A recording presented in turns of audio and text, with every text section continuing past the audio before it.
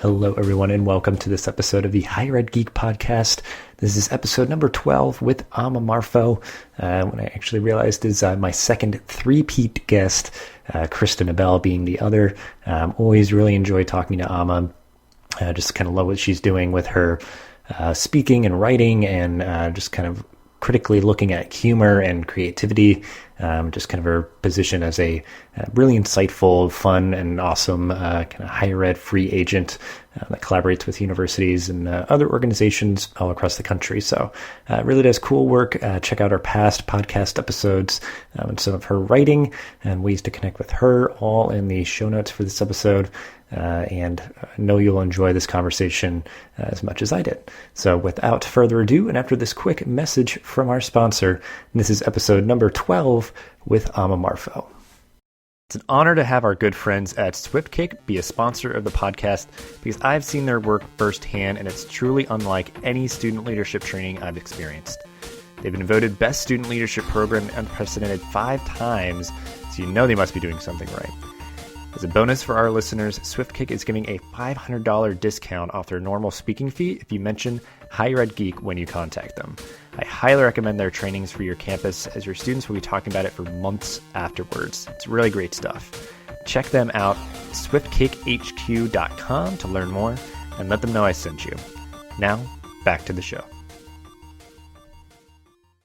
So yeah, I just have to say, I appreciate you're now like christening my new podcast. I've had you on multiple times before, and I think specifically for this one, what I really appreciated is I saw a post of yours recently about like your best reads and laughs of the last year, and how you said like the things like our leisure pursuits kind of inform our lives and our work and that sort of thing. And it's like, yes, it's kind of like exactly like the focus that I'm trying to go for with this show here.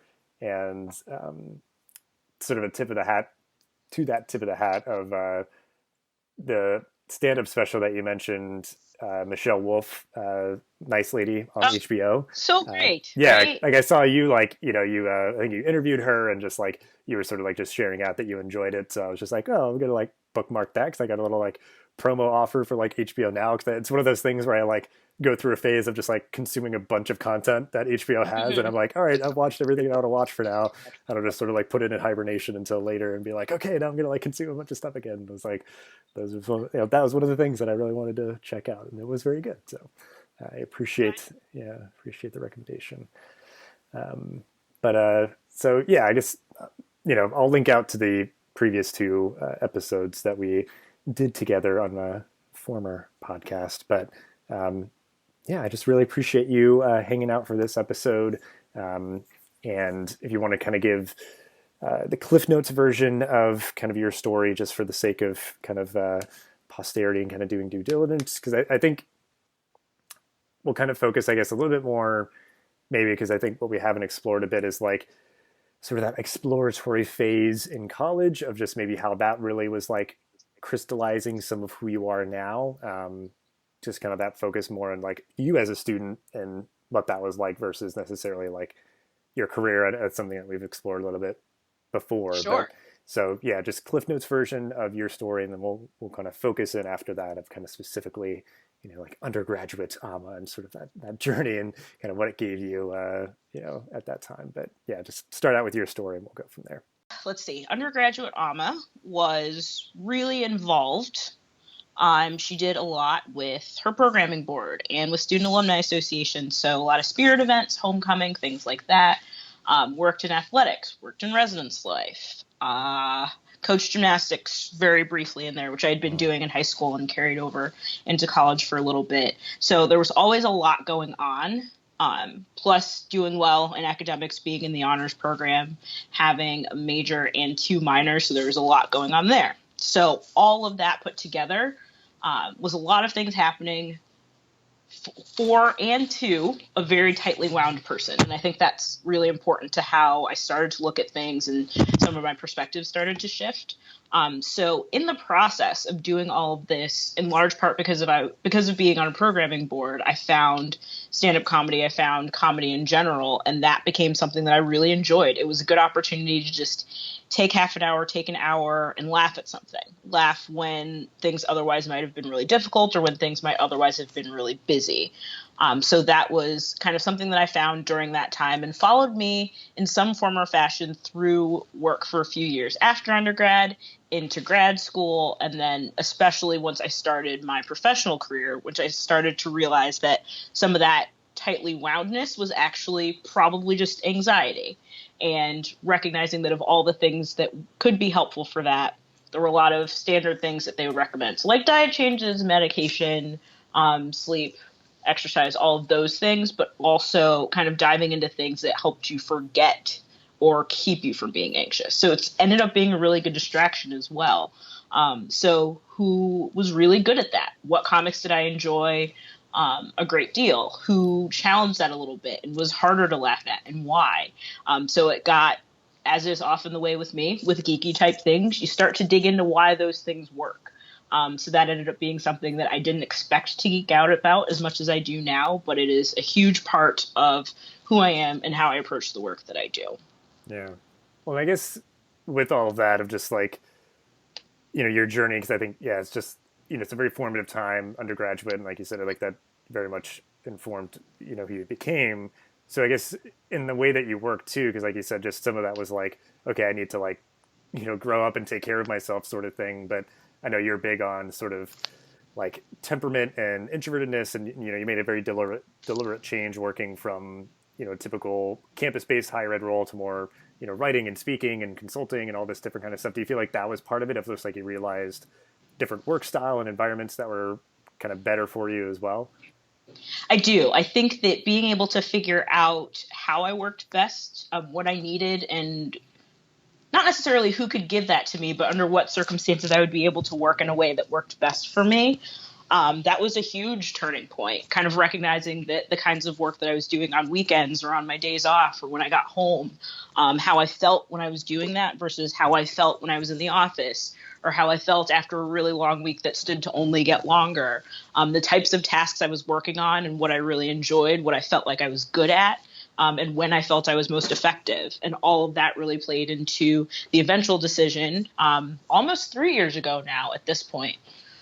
This will be the third year of working for myself. So getting to have the opportunity to travel the country, speak to students and professionals around the country, but also being able to indulge some of my desire to freelance write. And some of that writing is about higher education, but some of it isn't.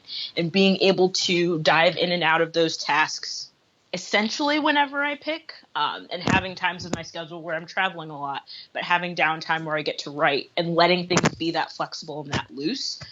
That's been a really huge part of my development as well. Yeah.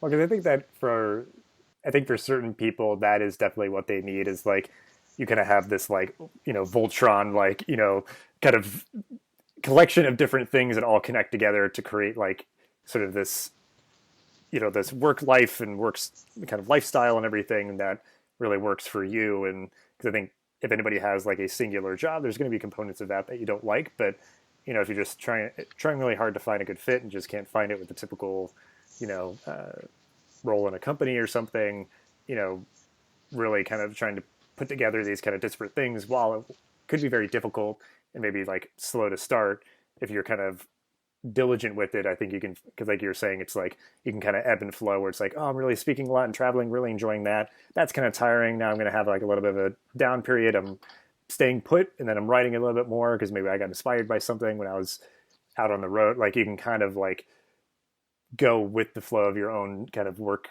energy and life energy and that sort of thing. So it's sort of approaching closer to having your whole kind of work entity be just you doing things that you enjoy. And I'm sure there's still aspects, just like with anything, where it's like, okay, I don't enjoy this as much, but it is a necessary and important part of, just being an adult working human or whatever, but yeah, so it's just really cool to see, that you're really like kind of realizing the things that you're passionate about, what you're good at, and combining those things and kind of making it all work. So again, that's another component of sort of what I'm striving to highlight is, for one, just how our sort of our hobbies and our interests inform our lives and kind of add value and benefit, but also just like how people are not just following their passions, but following their passions and combining it with like what they're good at.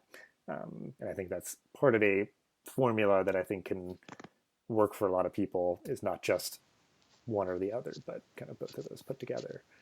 Yeah, the Voltron reference is apt because it is a lot of like putting things together. And I think that I talked to a good number of people who will mention that they're interested in more than one thing, and they would say, how do you pick? And I would say that I didn't pick. I think I picked for a while, but that stuff comes back. In the same way that I would talk to people towards the tail end of undergrad that were like, well, I might want to go into higher ed, but I don't know if I do yet. And do I have to do it right now? And I said, no, you can wait. And if you still want to do it, like that instinct to do it isn't going to go away. And for me, it was the same kind of thing. Like I really, really liked when I was younger, writing about pop culture and consuming it in a way that I could then think about it and critique it and write about it. And then I stopped doing that for a while and it came back. I kept wanting to do it. I kept trying to find ways to make it fit into how I was working, and then eventually figured out a couple different ways that was possible and feasible. And even in terms of the speaking that I do, I hadn't thought about it this way, but I remember doing speech competitions in middle school and actually really enjoying it, and then stopped doing it for a really long time. And then after a while, between getting to do training for students and doing proposals at conferences, that stuff came back too. So if there's stuff that you're interested in and you've kind of put it away for a while, it's going to come back regardless. Either you can pull it out or it's going to tell you it's ready. So being able to figure out how do you fit multiple elements of that into a life that you've built for yourself, I think it's a really valuable question to ask and a really cool thing to kind of set forth for yourself, to figure out how to put different elements of yourself together. Yeah, it's very cool. So yeah, I think you kind of explored, what you enjoy about your work currently.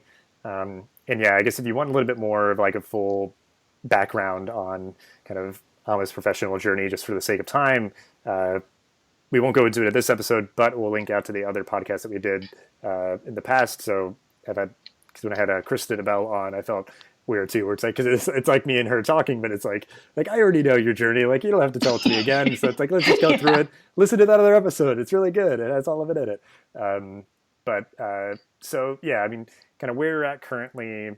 Yeah, you're kind of like you're saying, get a bit more into sort of the pop culture consumption and sort of looking at it through like a critical lens and all that sort of stuff, and kind of specifically big on kind of comedy. But so I guess if you want to just speak generally, you've kind of alluded to this a bit with stuff that you've always been into and you're getting back into, which is it's funny. The thing I thought of when you said that too is like, for me, video gaming was that thing. Mm-hmm. Like I played games for my entire life, and then I like deliberately kind of pushed it away because like, oh, I don't have time for this, like, and I don't, I'm kind of over it or whatever. But lo and behold, it just kind of came back, just like, oh, I have this itch. I really want to get a system and just like start playing again. But yeah, so it just made me think it is funny how that happens. But well, and there are things that we're sometimes made to feel like aren't grown-up things. So like video games, I think, is a really good example of that, where if it's something you're interested in that you really enjoy and get a lot out of, and you're better in your full life because of it, why not do it just because it's something that not everybody feels like you should be doing?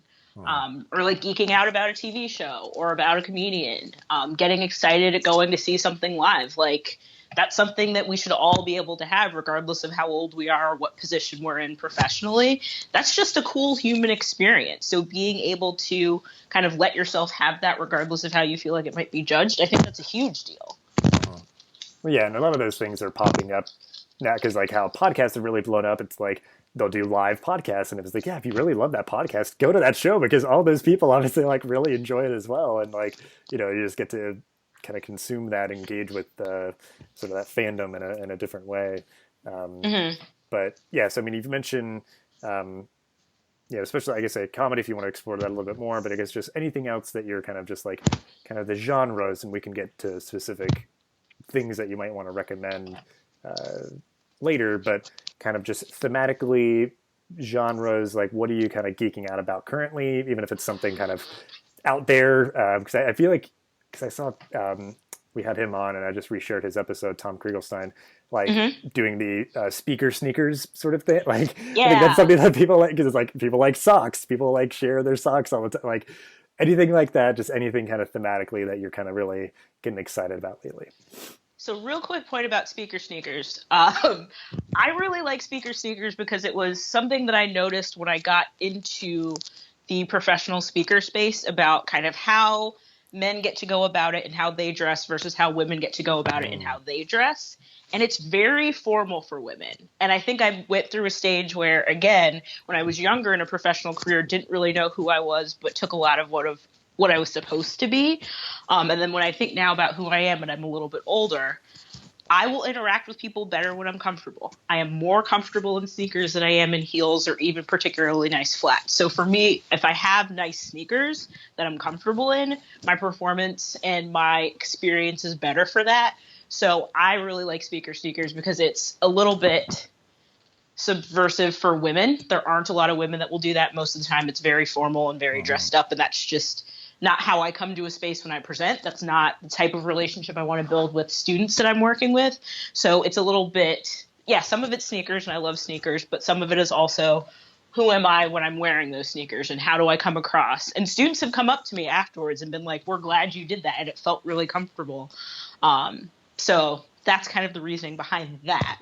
Yeah. So buying sneakers, it's gotten bad actually since sneakers started as a hashtag. So we're reining that in for 2018. I'm saying it so you can keep me accountable. Let's see, what else?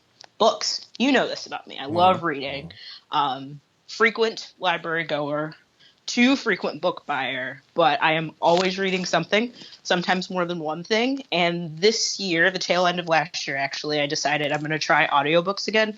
I've never been good at being read to, but now that I can do podcasts, I'm like, well, let's try audiobooks. Yeah. Some I like, some I don't, but that's a new way that I'm trying that out. So comedy books and spending too much money on sneakers. Those are my things. Yeah. And I think because it's almost like funny stuff like that of like spending too much money on, because if you're familiar with like Funko Pops, like those little action figures, I love them too much for my own good. Like, and I now like I've gotten many of the ones that I would want for myself already, or they've been gifted to me. So like I like them so much, I just get them as gifts for other people just to like scratch the itch. Where it's just like, oh, you're into like this thing. There's a Funko Pop figure for that, and like, I just spend too much money on it. But it's like the way I've tricked myself. It's like, well, they're gifts. Like I needed to get a gift for this person anyway. Like I'm just gonna, get a bunch of Funko Pops. Like I did that for my brother this year. Have you duplicated yet? Because that's how you know it's bad. Like I realized I bought a pair of Vans, and then like 4 months later bought another pair of Vans that is not different enough from the first pair of Vans for that to be an okay thing. So I'm like, okay, we have to re-examine some things. Well, see, that's what I'm on the precipice of that, because I've gotten multiple Spider-Man Funko Pops and I want to get more. So like the different versions, like they'll have different exclusive, like, oh, Spider-Man without his mask on, but he still has like the Spider-Man suit and he's doing a little, web shooter hand trick thing. And like other times where it's like, oh, it's just regular Peter Parker in street clothes. And this one's like, the one from the movie, or like there's all these different versions. So it's like the one from the movie, and then like which version of the movie, so like the Tom Holland ones or the Tobey Maguire ones. And like you've got options. You've got a long time before you actually duplicate Spider-Man. Right, yeah, like not literally the same one, but it's like something like, well, you already have Spider-Man. It's like, but not this one. Not like, I don't have this Spider-Man. Because he's doing a little whip, and he's got Captain America's shield. Like that was what I really wanted, because it was like from Civil War, and it was only found in this one pack, and like it was just really cool looking. So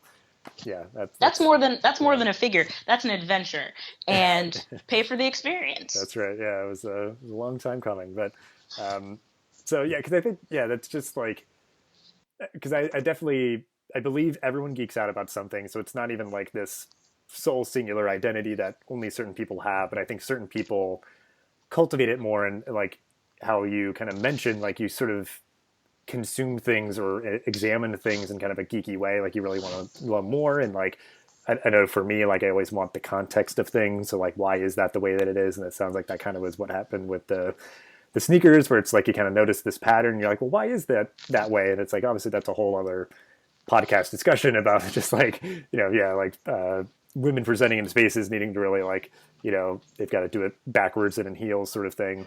The short answer is the patriarchy, but we don't have time for the long version right now. Yeah. So and I guess it's a really interesting sort of manifestation of that obviously, you're kind of subverting, which I totally support and appreciate. But yeah, I guess, to really address it specifically, how do you see your hobbies and interests positively contributing to your life? So you're into a lot of stuff. How does it positively contribute to your life? Well, I think there are at least two answers to this. And I would say one is having the opportunity to make some of those things my job where they weren't before. So the best example that I have right now is at the very beginning of last year. It's probably almost a year to the day at this point, January 4th. I started looking for websites that write about comedy and do comedy critique, and just said, hey, I've been writing about this recreationally. Is this something you'd be interested in hiring me on a freelance basis for? And a website called The Interrobang that I've been writing for, again, right around a year, got back to me very quickly and said, yeah, we like your perspective. We want you to be able to write about this. So it went from being something that I just enjoyed recreationally but didn't, quote unquote, fit into my job, into being a job unto itself. So I had the opportunity to get a little bit of income from it, but also have the opportunity to talk to people that I really admire about the things that they do, let them know that I like the stuff that they're making, occasionally get to collaborate with them on cool stuff, which there's a question coming later, so we'll come back to that. But be able to make some of the people that I really admire, that make cool things that I really enjoy, colleagues, and in some cases friends. That's been a really cool way to kind of pull it into my life. I would say the other way that it pops up is each kind of informs the other. So there are speeches that I've done that have included things that I really enjoyed, and being able to take a lecture where you're teaching somebody and add something funny to it helps them remember it. It helps disarm them and kind of even the playing field. If you can find common things funny. So I like it as a way to kind of disarm and bring down the burden of this has to be very serious because you're learning something. So being able to educate students and educate professionals while also entertaining them and finding things that we have in common. I think that's a really important way of informing the kind of work that I do, because I want it to be informative and I want people to get something out of it, but I also want them to enjoy it because that's how they're going to remember it. Yeah. Yeah. And I think that, for me, like doing this podcast, like one of the best ways that it's positively contributed to my life in that similar way is like it gives me this sort of like excuse and platform to talk to people that I want to talk to. And yeah, you now have this sort of like connection, of just like, yeah, we had a good conversation, and it sort of can foster, continual growth of that relationship in the future. But yeah, it's really cool that you've had some really awesome things come from that, just sort of like putting yourself out there and being like, hey, I would love to be a part of what you're doing. And they're like, yeah, sure, come on board. And it's now, continuing to mature and grow. So it's really nice to hear. But yeah, I guess, we'll link out to sort of like the two posts of collections of things that you were into in 2017 of like the best reads and laughs and stuff. So if there's anything, I guess, specific within those that you'd want to highlight, or just anything else specifically that you're reading, watching, listening to, if you want to do one of each, or just whatever is really most on your mind. Whatever kind of things you want to give a tip of the hat to. That we can okay, so reading, watching, listening to. Okay, so right now I am reading Invisible Man by Ralph Ellison, which came out, 1952. And it's essentially science fiction about a black man in America, about a guy who, at the beginning when you read it, is invisible, but he hasn't always been invisible. So it goes back to his history of when he was younger and the types of things he went through as a black man in America. And then at the end, he's invisible. I'm very close to the end, so we don't know exactly how he turned invisible yet. I'm getting close. I'll let you know.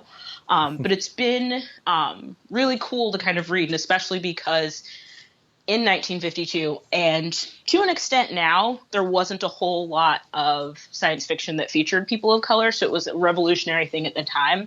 And yeah, again, to an extent continues to be, because there isn't too much more now in terms of literature. So it's been cool to kind of go back and revisit that, and kind of harrowing to see how much of the stuff about race in 1952, which you would expect to be different, is actually exactly the same. They talk about a police shooting of an unarmed black man. They talk about people being pitted to fight against each other. They talk about black people being used in political movements for the benefit of white individuals. It's all very prescient stuff in a way that I think Ralph Ellison probably hoped we wouldn't still be talking about. But it's kind of still where we are. So that's been my holiday read, and I'm very close to being done.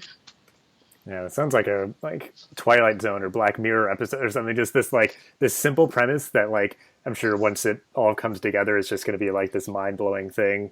I'm just like, oh, this whole once you finish the book and see kind of the whole thing laid out, it's just this, like how you said, this simple premise where it's just like, oh, this person's invisible, and they haven't always been invisible, and it's like they're telling that story, and it's like, okay, but yeah, there's so much in that of just obviously the setting and just that sounds like it's a really interesting book, but and also recommend Black Mirror because this past season was really good. But that's what I keep hearing. It just hit, and then people are like, "Have you watched it?" And I'm like, "I haven't yet." And that's definitely a thing. Is I have a very long list of stuff that's been recommended to me that I now have to get to. And the thing that I'm watching is actually the result of finally being told that enough times. I'm like, all right, I'll work on it. So I am about to start season 4 of You're the Worst, which originally started on FX and is now on FXX. And it's about late 20-somethings, early 30-somethings, similar in the vein to a Friends or How I Met Your Mother, but it's different in the sense that I think the best way I can put it is they're dealing with real problems. So rather than we can't find this bar that somebody remembered, or it's this person's birthday and no one's ready to go out, it's about a woman who is kind of closed off and not ready to be in a relationship, trying to be in a relationship with another guy who's narcissistic and sometimes kind of toxic, and just them trying to figure out how to be with each other, even though they kind of both have work to do on themselves. So it's different types of problems and different types of challenges, but I'm really enjoying it. And it's one of those things where everyone's like, you should have started from the beginning. Yes, I should have. I know, I'm sorry, but I'm there now. Yeah. That's the problem is there's so much content out there. It's sometimes I don't want to keep watching all this stuff as it premieres and then it ends after a season or something where I'm just I really like this. Why don't other people like the things that I like or whatever? It's I want it to build up that buzz and also be around to tell a story. Versus just oh, it was around for half a season and I got canceled and I didn't know that was going to be canceled. Cause I've been watching all of You're the Worst, kind of after the seasons, they've been on Hulu. And so, I haven't watched season 4 yet either. But it just was in the ether. A lot of the sites I follow were just there's this show called You're the Worst. This dark horse show that's really doing interesting things. And it's just very, very smart, very real, can be dark at times, but it's just also just funny. So it's just distinguishing itself for sure from the pack of just like you said, just other typical sitcoms, because all intents and purposes, yes, it's a situational comedy, but it very much is one of those shows that is evolving in the genre, which I really like. They're talking about clinical depression. They're talking about narcissistic personality disorder. They're talking about PTSD. It's real stuff, but it's still funny. So I really, really like that about it. Yeah, it's very good. So I guess anything that you're listening to, you mentioned audiobooks, I guess maybe any of those or any podcasts that you'd want to recommend. So I'll say the thing that I am getting ready to listen to, which was inspired by having watched the movie that was based on it, is Mudbound by Hilary Jordan. And it was just made into a movie that was picked up and distributed by Netflix, which if you've not yet watched it, it is amazing. It's directed by Dee Rees, who is a Black female director. The ensemble cast, everybody's good. It's one of those things that if it was in a mainstream theater capacity, you'd be hearing about it for awards left and right.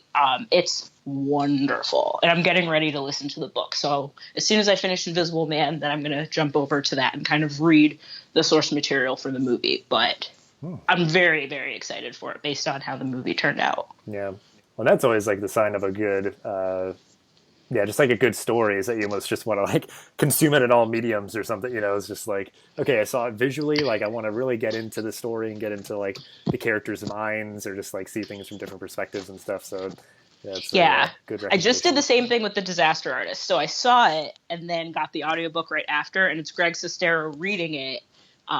So it's him basically telling his own story because he wrote The Disaster Artist, then talking about everything that led to the making of the movie. So then once you see The Disaster Artist, then you kind of see all of that play out in real time. But that was also very good. So I will recommend that as well. Cool. Both the movie and the book, The Disaster Artist. Yeah. Yeah, and I think it was just really interesting because I just saw these clips of James Franco doing the impression of Tommy Wiseau, and just like Hmm. it's just like like it's so like he does a very good job at it. It's just so funny. I'm just like it's very much I guess kind of where we're at of just like nostalgia culture and just like these weird things kind of coming back again, or everything being cyclical and just like it just I guess because it part of it is just it's so well done, like that's kind of an impressive thing, but also just being like surprised of just like okay, yeah, now there's this like really good movie about this weird movie from like 20 years ago, like it's just Yeah. yeah, it's like very And like that's the, weird that's the but funny cool, part yeah, about it is like, and somebody actually just asked her, like, do you have to have seen The Room to see The Disaster Artist? Now, I haven't seen The Room, but I had been hearing great things about The Disaster Artist. So I saw it and then I read it. And honestly, at this point, I kind of don't want to see The Room. I kind of feel like I feel okay with that being the mysterious piece of it. Like just kind of knowing that this awful thing was made, but never seeing the end result of it. And I go back and forth about it all the time. I was at the movies yesterday and Fathom Events is doing like a nationwide distribution of The Room, so you could go see it. It's one of those one night only things. And I'm like, do I want to go or do I want to keep it a mystery? I still don't know yet. I have no idea.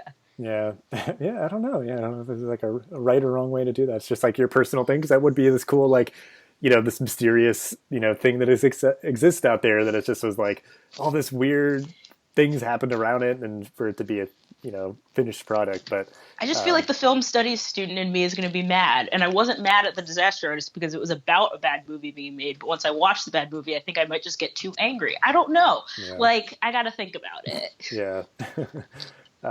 Well, yeah, I feel like that's one I gotta see. Yeah, I've gotta because I haven't sat down and watched The Room. I've just seen all these like compilations of the really weird scenes and stuff. But At the very yeah, end of The Disaster Artist, they do like a side by side rewatch, like how that cast, so how the Disaster Artist cast acted out a scene next to the actual scene from The Room. And it's like 8 or 9 minutes of that. So you'll see like a scene from The Room next to how they reenacted it. And that's really funny because they took a lot of pains to get it right. And they have a lot more footage of their version of the movie than you see in the finished film. So it's interesting to kind of yeah, watch it that way. Like I saw that and I was like, that might be it. I might not need any more. yeah. I think I got it. I think I got it. Yeah. Cool. All right. Well, yeah. Then we'll wrap up here. So we'll always end on kind of an optimistic note here for the podcast. So, anything or things that you want to mention, stuff that you're looking forward to with your job, life, the world, stuff that's coming out in 2018, content or something, but just, yeah, anything that you're excited about and looking forward to, that's coming in the future. So I'll say in terms of specific things to give people time to catch up, but two shows that I'm really excited about that have new seasons that I think both come out in April of 2018. One is Catastrophe, which is a British show that is now distributed through Amazon Prime with Rob Delaney and Sharon Horgan. The previous 3 seasons are up right now. It is wonderful. I went in as a Rob Delaney fan just trying to see what it would look like when he did TV, and it's so smart, so funny, really, really interesting. And this past season's timeline kind of caught up to a lot of stuff that Rob Delaney was dealing with in real life. So I'm so excited to see what happens in season 4, which I think starts in April, if I'm not mistaken. And then the other show that I think also comes back in April is Detroiters on Comedy Central, which the best way I could describe it in a short version is Broad City, but with boys. So it's 2 guys that work at an advertising agency. So it's just the 2 of them, and they make like local advertisements for companies in Detroit. And then they also get into all these other adventures with like Tim's wife and Sam's sister and like all these other people in the area. But it's really silly, a whole lot of fun. And that's coming back, I think in April, but I'm not 100% sure. So those are 2 things that I'm looking forward to that other people can also watch.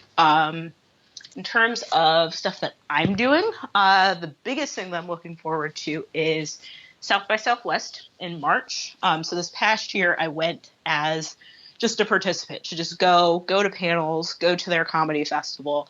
And then this year I applied with a couple other people that do more academic work with comedy to talk about how it's informing like the national dialogue on difficult things to talk about, why comedians have been so successful when political times have been difficult, and what people who are just doing regular journalism or just even just having regular conversations can learn from how they're talking about comedy. So I'm doing that with a friend of mine that I've done some research about comedy with college students with, Jason Meyer at Emerson College. And then I'm doing that panel also with a woman named Kelly Daly, who was on a different panel last year, who I just met afterwards, really liked her work. And then this year I wanted to work with her. So I just asked and she said yes. So if you want to do something with somebody, just ask. They say yes way more often than you would expect. And then another comedian friend of mine who I met through campus activity stuff, had gotten to know over the past few years. And he also has some experience with this. So again, I just said, hey, we've worked together enough. We're friends now. Do you want to do this? And he did. So now we get to do a panel together and talk about how people can use comedy to have difficult conversations. And that's going to be a lot of fun. Yeah, very cool. Very cool. Yeah, and it's just, it's very impressive, just seeing how, because I guess you could definitely put like deliberate energy into it, like if you're really trying to get into a particular industry or organization or something, like really seek out people, and kind of foster those relationships. And sometimes I'm sure it's just kind of like the wind taking you places and you sort of just seizing opportunity as it kind of comes by. But that's awesome. Yeah, because I feel like I think I've taken a break from going to any sort of formal conference, and I feel like something like South by Southwest or, I don't know, like that might be kind of where I'd want to get back into it, either as like a presenter or just participant or something. So I'm sure I'll see a lot of stuff coming out from people attending this year, because I think that was part of it, was that I was surprised how many people I knew were there. And it was just like, oh, okay, well, let me look into this a little bit more. But so yeah, I'll look forward to seeing the stuff you share from that. And it's a very cool opportunity for sure. And then I think we'll link out to all the stuff that we mentioned in the show notes. I will also recommend Catastrophe. It is a very good show. Right? So good. Yeah. Because again, sort of in the vein of like You're the Worst, like that's just the stuff that I'm really loving now. It's just very like, because I guess I don't even know it's very much, I would say, a spiritual sibling to You're the Worst, of just how it presents like certain real difficult issues. It's just like taking situational comedy to the next level. And that's what I like. I don't know, because there's enough like, basic stuff on like, basic cable, just like, or I guess like I don't know if that's basic cable, but like CBS, ABC, NBC, whatever. But like network stuff. We have a lot of options. And I think because there are so many options, some really good stuff just gets kind of hidden, or you just miss it. So anytime I could talk up something that I don't feel like people are watching with sufficient regularity, I'm happy to yell about it. And Catastrophe is one of those examples. Yes.